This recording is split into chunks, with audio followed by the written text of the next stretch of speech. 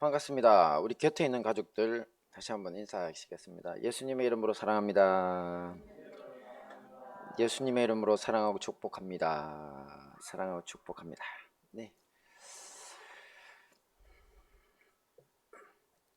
네, 오늘 말씀 우리 함께 보겠습니다. 사도행전 2장 42절 말씀 다 같이 봅니다. 시작. 그들이 사도의 가르침을 받아 서로 교제하고 떡을 떼며 오로지 기도하기를 힘쓰니라. 아멘. 지난번에는 전혀 기도하기를 힘쓰니라 그렇죠. 그 옛날 문법이 돼가지고 개정 성경에서는 오로지로 바뀌었습니다. 그래서 제가 다시 올려놨습니다. 자, 우리는 지금 2주간 동안 이 어려운 시기에도 영적인 잠을 자지 않고 도리어 더 강한 믿음의 용사들이 되기 위해서 초대교회 이후에 내려오는 이 교회의 4가지 기초에 대해서 살펴보고 있습니다. 다들 기억이 나십니까? 네, 지난주 처음 살펴본 것은 바로 성도의 교제였습니다. 지난주 그때 우리가 교회라는 곳은 바로 예루살렘 성전을 대체하는 것으로 이 성령의 번제단과 하나님의 위험한 거룩함이 머무는 그런 거룩한 곳이 되었다고 했죠. 또 그리고 둘째 날 지난주 살펴봤던 것은 뭡니까? 바로 하나님의 말씀에 대한 것이었는데요. 하나님의 말씀은 바로 우리에게 태초 인류가 타락으로 잃어버렸던 성령의 생기와 참된 자유를 제공해 주신다고 했습니다. 네, 오늘 세 번째로 살펴볼 것은 기도입니다. 네, 함께 살펴보고 은혜들을 나누도록 하겠습니다. 함께 봅니다. 시작. 지극히 거룩한 분향단. 네, 자, 교회를 통한 기도는 특별히 예루살렘 성전 지성소 앞에 있던 분향단을 대체하는 것입니다. 우리 교회 자체가 예루살렘 성전을 대체하는 것이라 그랬죠. 그랬는데 지난주 번제단은요, 성령께서 이제 우리 속에 임재하신 것으로 또 우리가 대체되고, 오늘은 바로 기도가 성소에 들어있던 분향단을 대체한다는 겁니다. 자, 그게 참 재밌죠, 그죠? 자, 그러므로 우리가 기도하실 때마다 오늘 우리가 배우게 되는 이 분향단, 특히 지극히 거룩한 분향단을 떠올리시면서 기도를 하면 되는데요. 자, 이것을 자세히 우리가 한번 들여다보면 예루살렘 성전을 포함해서 성막 시대부터, 성막은 이제 출애굽 시대죠. 아주 오래전 수천 년 전 그 성막 시대부터 성전의 구조는 똑같습니다. 저렇게 삼중 구조인데 바깥들 저기에 번제단이 있고요. 그리고 안에 성소, 지금 천막 있죠. 회막이라고 부르는데 저것이 이중으로 되어 있어 가지고 저 안에도 성소 안에 또 지성소, 이런 다 합해서 총 3중 구조입니다. 자, 오늘의 주인공은 저 성소 안으로 들어가 보면, 천막 안으로 들어가 보면 바로 이 지성소 바로 앞에 있습니다. 성소도 두 부분으로 나눠져 있는데 큰 이런 커튼 같은 거죠. 그걸 휘장이라고 하는데 그 커튼 같은 것으로 가려져서 그 안에 하나님의 법궤, 하나님이 친임재하시는 이 법궤 위에 있는 시온소, 이렇게 해서 이런 것들이 있다고 해서 지성소라고 불리는 장소입니다. 그런데 이 분향단은 지성소 앞에 있는 성소에 있지만 놀랍게도 지성소 안에 있는 기구와 동일한 직업을 받았음을 알 수 있습니다. 지성소급 물건이라는 것이죠, 분향단이. 자, 그 말씀 한번 볼까요? 시작. 그 향 얼마를 곱겠지요. 내가 너와 만날 회막안 증거궤 앞에 두라. 이 향은 너희에게 지극히 거룩하니라. 네, 지금 보시는 출애굽기 30장 36절 말씀은요, 분향단에서 준비되고 태워지고 있던 향재료에 대한 말씀입니다. 향재료. 그런데 이것이 지극히 거룩하다라는 표현을 쓰고 있습니다. 근데 이 지극히 거룩하다 할 때 이 표현은 지성소라고 할 때 우리 표현으로 하면 지극히 거룩한 성소라는 뜻이거든요. 그 지성소의 거룩함에 사용된 것과 똑같은 최상급 표현입니다. 그러니까 지성소가 아닌 밖에 있지만 지극히 거룩한 물건으로, 그 향재료 자체가, 그리고 분향단 자체도 그렇습니다. 원래 성소에는 제사장들이 매일 들어가서 직무를 감당했습니다. 자, 하지만 지성소에는 함부로 들어갈 수 없었습니다. 만약 이것을 어기고 지성소에 들어가는 사람들은 그 누구든 죽임을 당하리라고 하는 위험한 거룩함의 이 대표적인 장소가 바로 지성소였기 때문입니다. 오직 대제사장만이, 그것도 1년에 단 하루 대속죄일에만 이 백성들의 죄를 대속하기 위해서 들어갈 수 있었습니다. 지성소에는요. 하지만 이 대제사장이라고 해도 대속죄일에 함부로 지성소에 들어갔다가는 죽임을 당할 수 있었습니다. 하나님의 경고가 있습니다. 대제사장도 그날 함부로 들어가면 안 됩니다. 오직 한 가지 방법, 죽임을 면할 수 있는 한 가지 방법이 있었는데 그것이 바로 분향단에서 나옵니다. 대제사장은 지성소에 들어가기 전에 금향로를 하나 준비합니다. 그리고는 이 분향단으로 가서 그 불과 그 향재료로 자기가 들고 간 금향로에 채워서 그 다음 이제 휘장을 열고 안에 들어간 다음에 이 향연을 하나님 앞에 이제 나오도록 합니다. 그러면 이 분향단에서 받아서 들어간 이 향연을 통해 가지고 이 언약궤의 속죄소, 시온소를 듣게 됩니다. 연기가, 그죠? 거룩한 연기가. 그러면 대제사장은 죽음을 면할 수 있었습니다. 안 죽을 수 있었던 거죠. 자, 왜 그랬을까요? 대제사장이라고 하면 이제 종교 지도자 중에서는 1번이고 제일 거룩한 사람인 것 같은데, 하지만 대제사장도 인간이라서 죄 많은 인생이라서 이 거룩하신 하나님 앞에 그냥 설 수 없었기 때문입니다.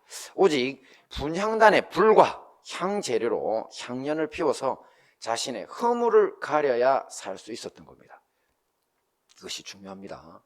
그렇게 거룩해 보이는 직책의 사람도 절대 거룩하신 하나님의 지성소 앞에 자기의 허물을 분향단의 이 향연으로 가리지 못하고는 죽고 맙니다. 자, 이것은 분향단이라는 것이 바로 인간의 죄를 가려줘서 지극히 거룩하신 하나님을 만나게 해주었던 지극히 거룩한 성물이라는 사실을 알 수 있습니다. 이런 것들을 통해서. 그죠? 그렇다면 오늘날 교회의 기도가 이 분향단과 같은 것이라고 했는데 이 교회의 기도는 어떻습니까? 바로 교회의 기도는 예수님의 의와 예수님의 죽고 부활하심, 우리를 대신하신 그 속죄의 의와 합해져 가지고 이런 지극히 거룩한 분향단의 역할을 합니다. 교회의 기도 더하기 예수님의 의가 지극히 거룩한 분향단의 역할을 한다는 겁니다. 영적으로 보면 사실 앞에서도 봤지만 이 성소의 뜰에 있는 번제단은요, 인류를 모든 죄에서 대속하기 위한 어린 양 예수님의 십자가 고난을 의미합니다. 이 뜰에서 바로 어린 양을 잡고 그 다음에 내장을 꺼내고 태워서 바쳤잖아요. 예수님도 십자가에 매달려서 하나님 앞에 바쳐졌으니까 이 번제단이 바로 예수님의 십자가 고난을 의미합니다. 그렇다면 분향단은요, 바로 예수님의 부활, 승천, 그리고 하나님 아버지의 우편에 앉으신 걸 상징합니다. 왜냐하면 지성소가 하나님이 계신 장소죠. 그 바로 앞에. 그리고 또 제가 분향단이라는 건 사실은 성소에 있지만 지성소에 있는 것과 같은 취급을 받는 지성물이나 마찬가지라 그랬죠. 그래서 이제 분향단이 바로 예수님의 부활, 승천을 상징한다는 거죠. 자, 그러므로 오늘날 우리는 과거 대제사장이 이 지극히 거룩한 분향단의 향연을 빌려와 자신의 허물을 덮고 또 지극히 거룩하신 하나님 앞에 나갈 수 있었던 것처럼 예수님의 의로 우리의 허물을 덮고 기도함으로 지극히 거룩하신 하나님 앞에 설 수 있는 것입니다. 할렐루야. 자, 이렇게 교회를 통한 기도는 지극히 거룩한 분향단과 같이 거룩한 것이라고 할 수 있습니다. 이제 구체적으로 성소의 분향단을 통해 우리가 어떤 기도를 해야 하고 또 그 기도에는 어떤 능력이 있는지에 대해서 두 가지만 살펴보도록 하겠습니다. 함께 봅니다. 시작. 기도의 향기. 네, 우리의 기도에는 과거 성소의 분향단처럼 향기가 있어야 됩니다. 집사람이 분향할 때 분이 무슨 뜻이냐라고 묻길래 이 한자어인데 우리가 보통 여러분 뭐 장례에 가든지 어디 뭐 이렇게 하면 향 재료들 있죠. 사실 그 재료가 다를 뿐이지 그 형태입니다. 이게 분향입니다. 향을 드리는 거죠. 태우는 거죠.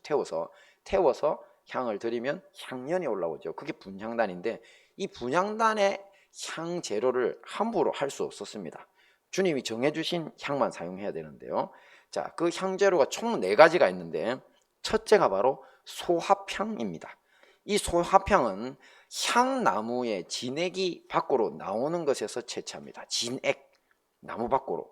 그러니까 뭐 칼로 긁거나 그러지 않습니다. 저절로 밖으로 배어 나오는 것을 죄치하는데, 이것은 간절히 부르짖는 기도를 상징합니다. 우리의 기도에는 간절함, 부르짖음이 있어야 하는데 예수님이 그 대표시죠. 겟세마네 기도에서 보시면 피땀을 흘려 기도하시죠. 땀과 피가 배어 나오잖아요. 그죠? 그 간절함, 이것이 바로 묻어 있어야 된다는 것이 소합향이라는 향재로에서 우리가 얻을 수 있는 교훈이고요. 여러분의 기도에는 반드시 부르짖지 않더라도 간절함이 꼭 들어 있어야 하는 겁니다. 자, 그 다음은 뭐냐면 나감향입니다. 이 나감향은 지중해 향조개 껍질을 빤 겁니다. 그러니까 조개인데 향조개라는 게 있습니다. 이 껍질이 되게 좋은 향을 내는데 그 향기가 아주 다른 향들하고 같이 섞으면 그 나머지 향들이 아주 진하고 오래 가도록 도와준답니다. 근데 재밌는 것은 철저히 부서질수록 그 향기가 더 강하다는 거죠. 그래서 나감향은 어떤 기도를 상징하느냐면 바로 우리의 자아를 철저히 부수는 회개 기도를 상징합니다. 자, 히브리어에서 다카라고 하는 단어가 있는데요. 이 뜻은 부수다, 으깨다, 가루, 먼지를 뜻하는 단어입니다. 그런데 흥미롭게도 이 단어가 바로 회개하다라는 뜻도 갖고 있습니다. 그러니까 회개가 뭐냐고 물으면 뭐라고 대답을 해야 됩니까? 부시고, 그죠? 가루로 만들어서 먼지까지가 되도록 만드는 것이 바로 회개다라는 겁니다. 자, 놀랍죠? 이사야 57장 15절은 이렇게 자기를 부수고 으깨어 가루와 먼지 같은 상태로 만드는 사람을 통회하는 사람이라고 합니다. 그 통회에 쓰인 단어가 다카라고요. 내 앞에 통회하는 자와 하나님이 함께 하시겠다고 했거든요. 근데 그걸 원래 원어로 그냥 그대로 바꿔 쓰면 어떻게 된다고요? 자기를 부시고 가루로 만드는 사람과 내가 함께 하시겠다고 하나님이 약속하셨다는 거죠. 자, 그렇다면 이렇게 자신을 가루가 되기까지 부수는 회개가 하나님 앞에서 왜 그렇게 중요한 것입니까? 이것은 주님이 인류를 창조하셨을 때 흙먼지에서 창조하신 것을 기억하실 겁니다. 그죠? 자, 그러므로 우리가 회개를 통해 먼지가 되기까지 자기를 낮추는 것은 재창조, 새 창조와 관련되어 있습니다. 다시 처음 모습대로 먼지가 된 사람을 하나님이 거룩한 쓰임에 맞게 다시 빚어 만들어 줄 수 있기 때문이죠. 자, 그 전형적인 예로 모세와 다윗을 들 수 있습니다.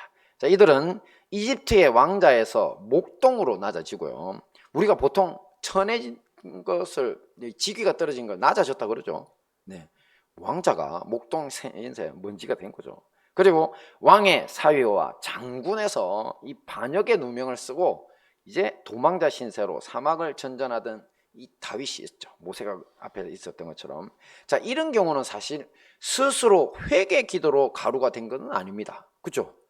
인생의 고난이 자기를 가루로 부셔버린 거잖아요. 자기가 살면서 사업이 갑자기 잘못돼가지고 나락에 떨어지든지 병이 잘못 걸려서 나락에 떨어지든지 자기가 정말 살 가치가 없는 존재라고 여기기까지 부셔져 버린 거죠. 하지만 하나님이 이렇게 부서지고 가루가 된 모세와 다윗을 어떻게 하셨습니까?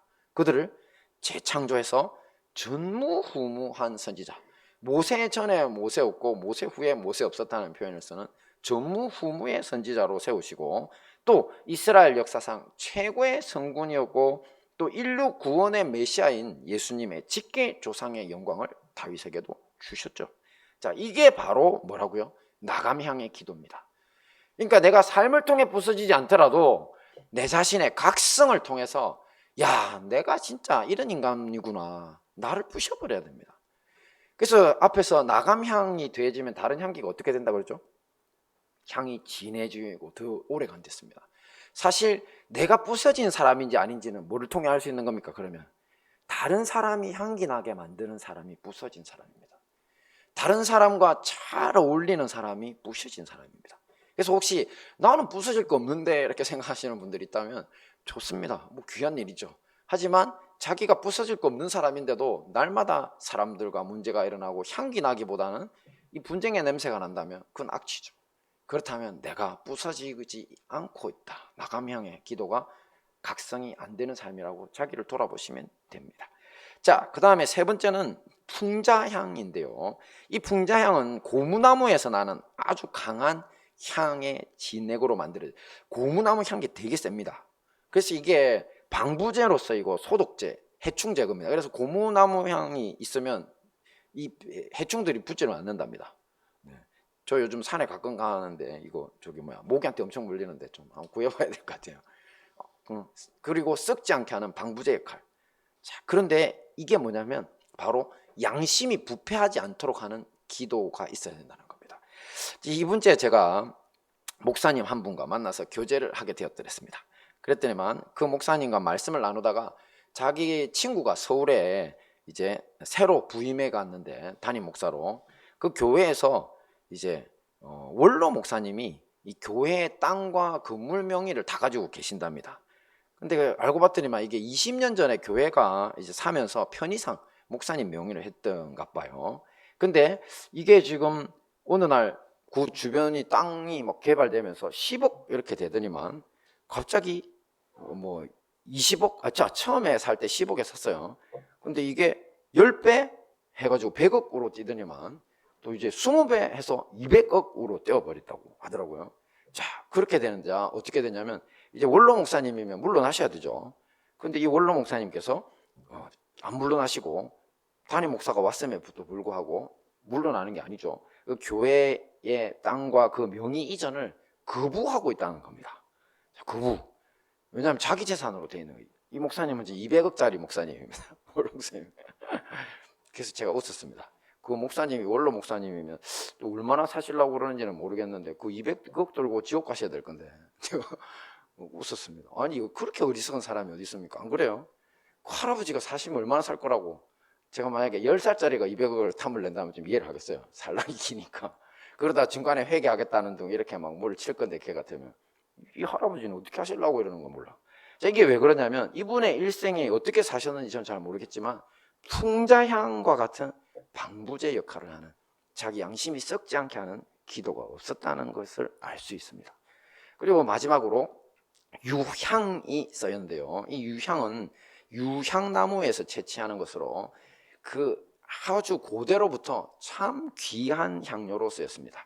이 유향은 어느 것에 더해져도 사랑스러운 꽃향기를 내는 것으로 유명한데, 근데 그 채취 방법도 유명합니다. 왜냐하면 나무에 일부러 상처를 내서 그 진액을 얻는데 그 상처가 마치 붉은색 또 고름 같은 진액으로 가득 묻어 있어서 보기 안타까울 정도인 겁니다.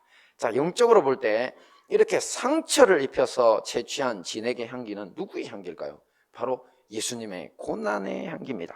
우리 예수님께서 그 고난을 통해서 우리를 구원해 주신 향기라고 할 수 있습니다. 그러므로 기도하는 우리의 삶 역시 마찬가지입니다. 항상 예수님처럼 성도들을 향한 사랑과 희생의 실천이 있어야 됨을 알 수 있는 거죠. 자, 혹시 우리 중에 가족이나 또는 타인 때문에 참 참고 견딤으로 자기에게 상처가 생기고 또 그 상처가 골마가지고 터지기까지 한 분들이 있습니까? 그렇다면 유향과 같은 향기로운 기도로 주님 앞에 살고 있는 것입니다. 잘하고 계시다는 거죠.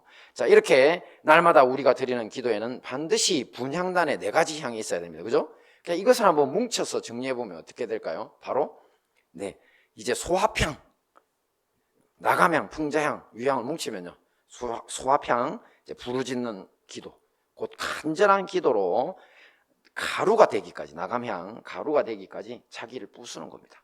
그죠? 그리고 풍자향, 변함이 없이 유향, 예수님 같은 사랑의 사람으로 살도록 기도해야 한다는 겁니다. 이 4가지 기도가 항상 여러분의 기도의 시작에 그리고 마침에 있기를 기원합니다. 네, 그리고 마지막 보겠습니다. 시작. 기도의 뿔. 네, 기도의 뿔. 이것은 분향단의 모양에 있어서 특이점인데요. 거룩한 분향단이 이상하게 무슨 투구처럼 뿔로 이렇게 사면이 되어 있습니다. 자, 향기를 뿜는 분향단의 사면에 뿔. 참 의외의 형상이라고 생각해야 마땅하죠. 자, 이것은 기도의 뿔인데 바로 악한 사탄마귀의 세력을 무찌른다는 의미입니다. 오늘날 이 시대에 정말 많이 필요한 이야기입니다. 자, 우리는 요한계시록 8장에서 사도 요한이 하나님의 성전에서 본 환상을 통해서 이 기도의 뿔에 대해서 완전히 이해를 할 수 있는데요. 사도 요한은 하늘에서 내려온 한 천사의 환상을 봅니다. 그가 성소의 분향단 곁에 서더니 자신이 하늘로부터 가져온 금 향로에다가 그 분향단에서 피어오르는 수많은 향기로운 연기를 담는 것을 보게 됩니다. 담는 거예요, 천사가. 자, 이렇게 하는 이유는 이 향기로운 연기를 모든 성도들의 기도들과 합해가지고 하나님의 보좌 앞에 금 제단에 드리려고 한다고 했습니다. 자, 천사는 하늘로 올라가서요, 자신이 가져간 금 향로에다가 하늘 제단에 불을 담고는 땅에 쏟아버립니다. 그 즉시. 자, 그랬더니만 천둥 번개와 지진이 일어나고 땅에서 7 천사 중 한 사람이 나팔을 불자 출애굽 때와 똑같은 재앙들이 땅에서 일어나기 시작합니다. 자, 이것은 땅에 있는 악한 사탄 마귀의 세력들을 치는 겁니다. 자, 이렇게 기도의 향기로운 연기가 기도의 뿔이 되어서 악의 세력들을 멸망시키고 있는 거죠. 자, 이것은 무슨 영화를 보는 것 같지만 사실 영적 전쟁에 대한 이야기고 우리의 승리의 방법에 대한 이야기입니다. 뭐 영적 전쟁이라니 무슨 영화 같은 이야기냐, 뭐 이렇게 생각하실 수 있지만 절대 아닙니다, 여러분. 바로 우리의 삶 자체가 매일매일 영적 전쟁의 연속이고, 이 승리를 위해서는 반드시 분향단의 뿔과 같은 기도의 뿔이 필요하다는 것을 아셔야 합니다. 제가 이번 주에 되게 충격적인 이야기를 하나 들었겠는데요. 지난주 참 미국의 어떤 목사님의 간증을 통했습니다. 자, 그 목사님이 어쩌다가 해외로 나갔다가 본국으로 돌아오는 길에 8시간이 넘는 긴 시간 동안 비행기를 타게 됐답니다.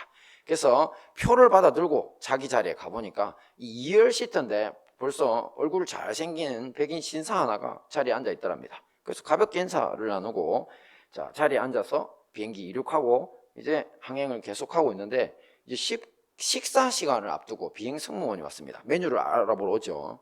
그래가지고 이제 그 목사님한테 이야기를 해서 목사님 이야기를 했는데 뭐 먹고 싶다고. 근데 이 목사님 곁에 앉아있던 그 신사는 여행 시간 동안 자기는 물도 안 마실 거고 음식도 안 먹을 거니까 1절 내버려둬라, 이렇게 이야기하는 겁니다. 그래서 목사님은 뭐 구른갑다 싶어서 그냥 이유가 있겠지 하고 자기 앞에 이제 주는 음식을 실컷 맛있게 먹고 즐거운 여행을 계속했습니다. 근데 식사를 마치고 이제 느긋해진 이 목사님이 가만히 옆에 있는 백인 신사를 이렇게 쳐다보니까 신사가 앉아가지고 입을 오물오물거리는 겁니다. 오물오물. 근데 소리가 조금 나와요. 그래서 이 사람이 기도하나? 그래서 기도하나 싶어서, 기도는 누가 하죠? 교인, 우리 기독교인들, 특히 우리 방언 많이 하잖아요, 그죠? 그럼 저도 이제 운전하고 가거나 뭐 이럴 때 뭐 이제 머리가 멍해 있으면 좀 그러니까 방언 많이 하면서 운전하거든요. 그런데 그런 생각이 들었던 것 같아요. 그래서 반가운 마음에 혹시 지금 기도하시는 것 같은데 기독교인이냐, 이렇게 물었죠. 그랬더니만 그 신사가 정색을 하면서 자기는 기독교인이 아니라고 했습니다. 자, 그러면서 자기를 소개하는데 자기는 사탄을 숭배하는 종교의 제사장이라고 자기를 소개하는 겁니다. 뭐 흠칫 놀란 목사님이 사탄 숭배하는 놈이 옆에 앉아 있으니까 자기도 모르게 몸을 이렇게, 도망갈 데는 없지만 이렇게 옆으로 이렇게 쑥 하면서 대뜸 이렇게 물었습니다. 아니, 그렇다면 무슨 기도를 그렇게 열심히 하냐고. 그러니까 이 친구는 이분이 목사님인지 모르죠. 그랬더니만 이 사탄의 제사장이라는 친구가 아주 자랑스러운 표정을 지으면서 자기는 지금 8시간 동안 물도 음식도 마시지 않은 금식을 하면서 크리스찬 목회자들 가정이 이혼하기를 기도하고 있답니다. 네. 그게 자기들 지금 현재 사탄교에 뿌려져 있는 기도 제목 넘버1이랍니다. 참으로 기가 막힌 일이죠. 우리의 기도는 지극히 거룩한 기도죠. 분향단의 기도. 근데 이 사탄 마귀를 섬긴다고 하는 것들은 어떤 기도를 합니까? 지극히 사악한 기도를 하는 거죠. 이게 바로 영적 전쟁입니다. 여러분, 이거 그냥 우습고 넘길 일이 절대 아닙니다. 왜냐하면 옛날 모세가 하나님의 지팡이를 들고 나타났을 때 그 바로 옆에 서 있던 이집트의 그 악신을 섬기던 애들도 기적을 행하잖아요. 지팡이를 던져서 뱀도 만들잖아요. 물론 모세가 던졌던 지팡이가 다 잡아먹어버렸지만 그게 바로 영적인 전쟁입니다. 그런 일이 오늘날도 이루어지고 있는데 걔들도 사탄에게 기도함으로 그 힘을 받고 그 능력을 채운다는 거예요. 놀랍지 않습니까? 때론 사람 제사도 인신 제사도 드립니다. 유명한 이야기입니다. 사람을 죽여서까지 그 악을 채워서 뭔가 저주의 힘을 더 기르려고 하는 거거든요. 참으로 악한 거죠. 자, 이 겉만 멀쩡했지 사탄교 제사장이라는 자나 또 동성애자들이나 그들을 지지한다는 세력, 또 정치든 또 사회 각계 지도자를 자처하면서 교회를 적대시하거나 악한 행위들을 하는 모든 그 뒤에는요, 교회를 향해 하나님 나라를 향해서 영적 전쟁을 수행하고 있는 악한 영이 있다는 사실을 알아야 합니다. 우리가 지금까지 이혼이나 동성애나 교회에 대한 적대감 등 지극히 개인적인 선택이나 이런 것들은 선호의 문제라고만 봤습니다. 하지만 사실 이것들이 사탄 마귀의 공격과 미혹의 대상이었다는 것입니다. 사실 하나님의 나라는 건전한 가정을 그 기반으로 하죠. 아브라함의 축복에서 보듯이 바다의 모래 같고 하늘의 별과 같이 많은 자손들의 번영이 곧 하나님 나라의 번영이기 때문입니다. 이와 반대로 기독교 가정의 이혼, 성적 부도덕, 또 동성애 등 열매 없는 어둠의 일들은 바로 사탄 마귀의 일입니다. 바로 그 번영의 기반인 크리스찬 가정들을 무너뜨리기 위한 것이기 때문입니다. 특별히 왜 하필 기독교 목사들, 목회자들, 이제 그 사람들 이혼을 기도하느냐면요, 그건 너무나 당연합니다. 제가 만약에 이혼하면 어떻게 됩니까? 교회가 날아가 버립니다. 그러니까 얘네들이 사탄의 제사장이라는 것들이 바로 금식 기도하면서 매달리는 기도 제목입니다. 자, 그러니 여러분 어떤 기도도 해야 됩니까? 우양호 목사 가정 이혼하지 않도록 기도해야 됩니다. 왜냐하면 우리는 다 약한 사람들이라서 넘어질 수 있잖아요, 그죠? 그러니까 우리가 더더욱 기도해라는 거죠. 자, 그리고 우리 형제 자매 모두를 위해서도 기도해야 되겠죠. 우리가 어떤 기도를 해야 된다고요? 우리의 기도가 바로 분향단의 뿔이 되어서 우리 가정과 교회와 형제 자매들과 또 우리 사회와 나라를 공격하는 이 사탄 마귀 어둠의 세력들을 물리치게 해달라고 영적 전쟁에서 승리할 수 있도록 기도해야 된다는 것입니다. 자, 말씀을 정리하겠습니다. 이 교회의 4가지 기초 중에 기도는 오늘 뭐라 그랬죠? 지극히 거룩한 분향단이라고 했습니다.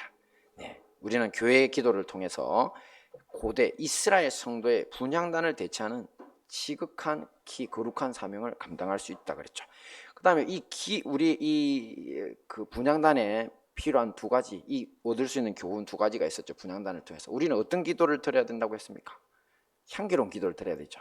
기도의 향기, 우리의 기도에 반드시 4가지 향기가 있어야 되는데, 소합향, 부르짖는 기도, 그리고 나가면 가루가 되기까지 자기를 부수고, 풍자향, 변함없는 사람 되고, 또 유향, 예수님 같은 사랑의 사람으로 살도록 기도해야 한다고 했습니다. 마지막에 우리에게 필요한 것이 뭐라고요? 영적 전쟁을 위해서 뭐가 필요합니까? 기도에 뿔이 필요하다 그랬죠. 자, 이 모든 기도의 향기와 기도의 뿔로 승리하시는 우리 행복한 다니엘 교회와 형제교회 성도님들 되시기를 축원합니다. 아멘. 우리 다 함께 이 말씀을 놓고 기도하도록 하겠습니다.